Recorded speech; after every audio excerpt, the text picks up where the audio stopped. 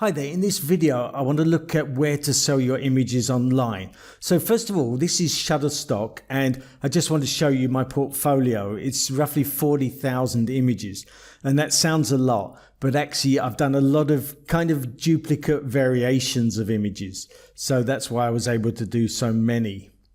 And so this is my first page here, and some of them are photos and a lot of them are either 3D or graphics. If I just pick out the photos here, then there are about, this is 100 per page, so there's about 3,000 photos. And if I go into this next one here, I just did a search for sign, and I'll just show you what I mean, that I was just going ahead and, like here, you just change the text in here, and sometimes you've got here subscribe today, subscribe now, and sometimes just change the color of it. So that was why I was able to do so many. Some of them are quite similar with different words in there.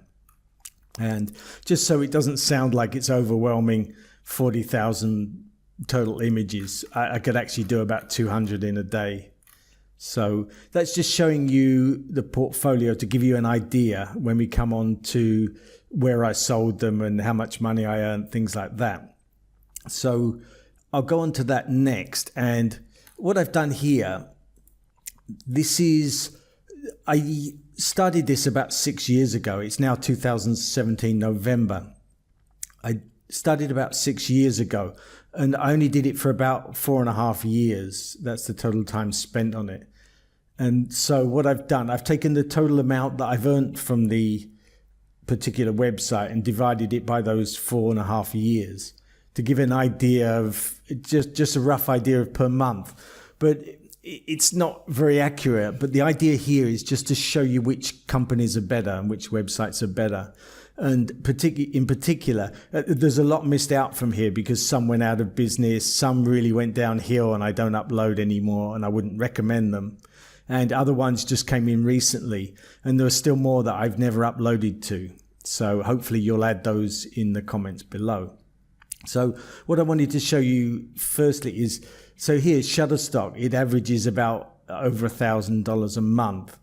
And the one down here, Pond 5, it's only $13. So that's almost 100 times the amount from Shutterstock as from Pond 5. And what I'm trying to show you there is that if you apply for these and upload photos, you're better picking the ones near the top first because you'll get more money straight away. So that's why I'm just showing the amounts here. What I've done also is at the bottom, because I don't upload to these, I've looked at another person that I followed for a long time and looked at how much money he was getting, or he got last month. Actually October 2017. And this just gives you an idea where it fits in here. So this one, Adobe, I'll show you the website. It's this one here, Backyard Silver, and he shows his earnings here he's got for the last 4 years. And he explains that Adobe's really gone up in the last year and 2 years. And then he's just explained the other ones that are good. So what I've done, I've just taken some figures from him to allow you to get an idea where they fit in. So he's actually got 10,000 images, but he only does this part-time. He's been doing it for about 8 years. And so he only uploads about 100 images a month. And he's making on average at the moment I think about $2,700. With mine, I haven't uploaded, I've pretty much uploaded nothing for more than a year, and I still get about $1,800 a month. And at my highest, I was over $5,000 a month. That was probably 3 or 4 years ago. So just to give you an idea how much you can earn, and also an idea of these, which are the best ones. So let's go down them, and I'll just, if there's anything unusual, I'll just explain about them. I'm going to put a list of all of these different websites in the comments below with links to them. So you don't need to write these down as you watch the video. You can just go to the links afterwards. So the first one, Shutterstock, and I think most people have heard of that. You do need to, well, at least when I did it, and I'm pretty sure you still do, you need to pass a test and just get approved first of all, and then you can start uploading there. And they're fairly easy once you've got a few accepted. Once you pass the test, then it's fairly easy. You don't get so many rejected. Fotolia, most of these, and I can't remember now if you need a test for these, but most of them you have to upload a few images, and once you get approved, then they still do check them, but you don't get so many rejected once you've been approved. So that's just to give you an idea. And they're most like that. Sometimes it's 10 photos. I think Shutterstock used to be 7, and sometimes it's 20 photos.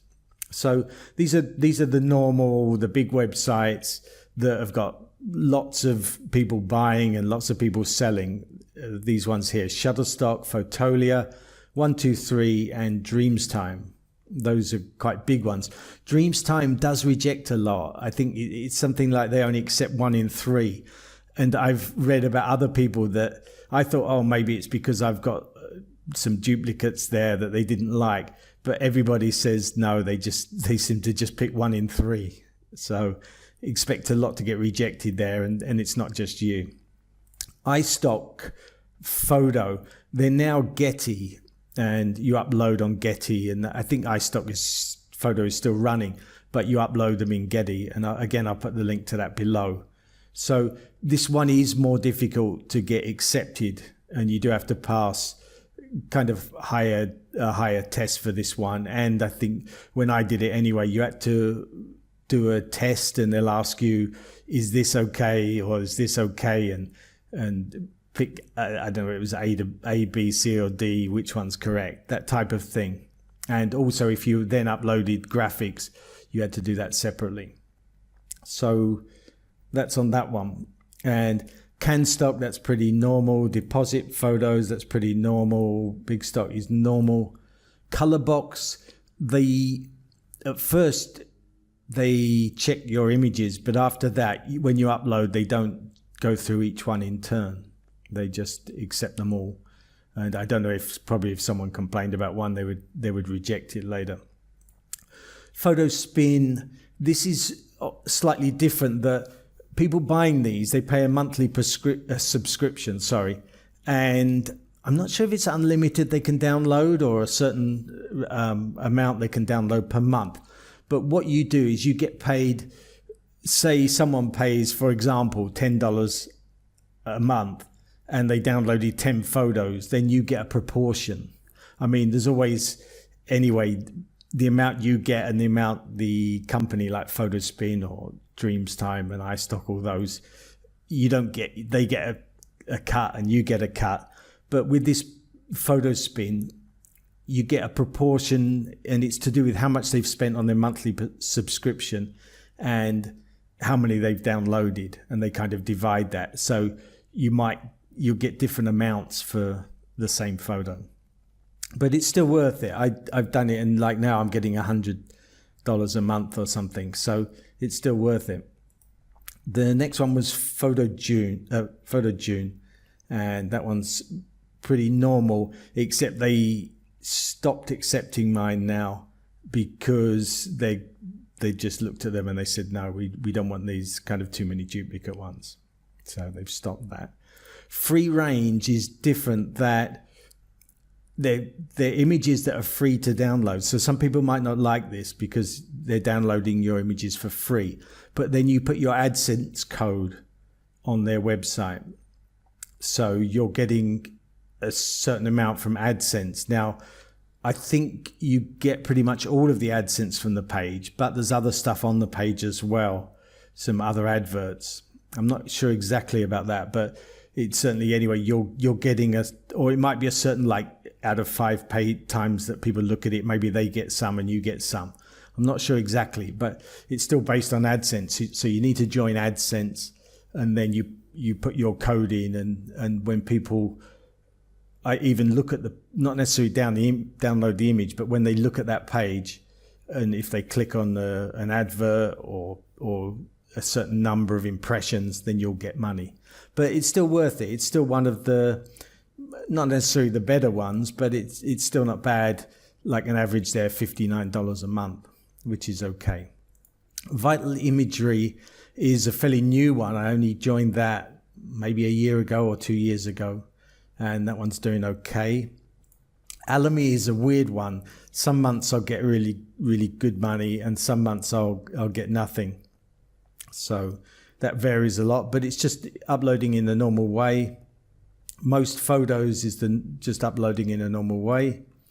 Yay Micro, it's a normal site. It's quite easy to upload, but the actual checking the amount is a bit awkward. I think they sell on a lot of other sites, not necessarily their own, and it takes about 3 months for the money to show, so you won't see it there. Actually, also with iStock, it takes probably 2 months for the money to show up.